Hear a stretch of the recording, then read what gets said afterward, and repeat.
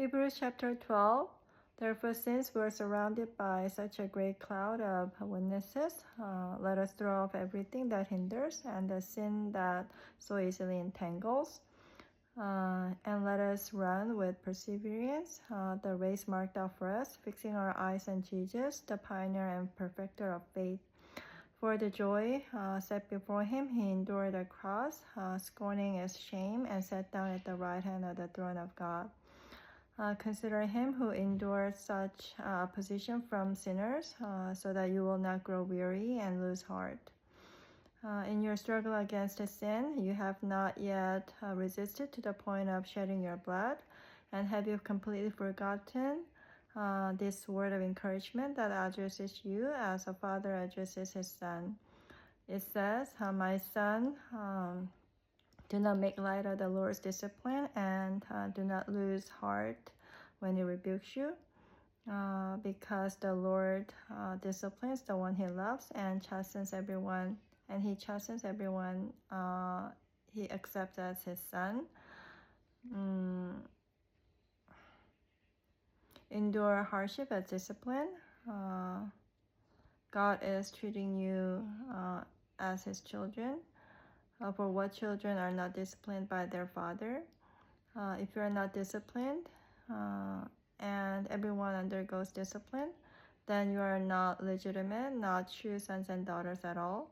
Moreover, we have all had human fathers who disciplined us, and we respected them for it. How much more should we submit to the Father of spirits and live? They disciplined us for a little while, as they thought best, but God disciplines us for our good, in order that we may share in his holiness. No discipline seems pleasant at the time, but painful. Later on, however, it produces a harvest of righteousness and peace for those who have been trained by it. Therefore, strengthen your feeble arms and weak knees. Make level path for your feet, so that the lame may not be disabled, but rather healed. Make every effort to live in peace with everyone, and to be holy. Without holiness, no one will see the Lord. See to it that no one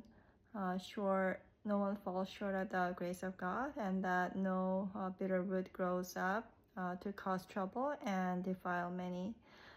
See that no one is sexually immoral or is godless like Esau, who for a single meal sold his inheritance rights as the oldest son.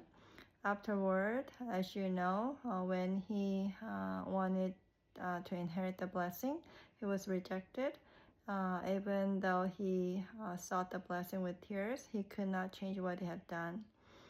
You have not come to a mountain that can be touched, and that is burning with fire, to darkness, gloom, and storm, to a trumpet blast, or to such a voice of speaking words, that those who heard it begged that no further word be spoken to them, because they could not bear what was commanded.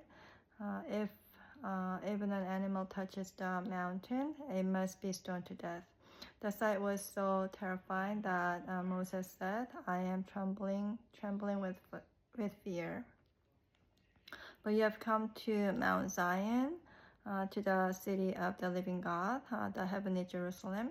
You have come to thousands upon thousands of angels in joyful assembly, to the church of the firstborn, whose names are written in heaven.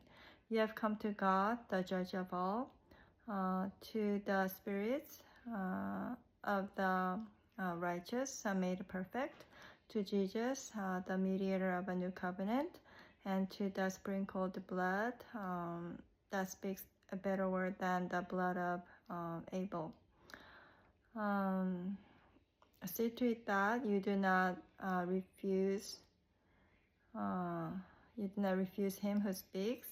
If they did not escape when they refused him who warned them on earth, how much less will we if we turn away from him who warns us from heaven.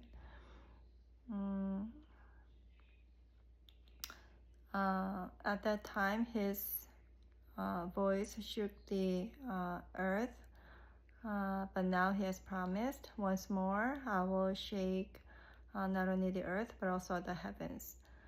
The words once more indicate the removing of what can be shaken, that is the created things, so that what cannot be shaken may remain.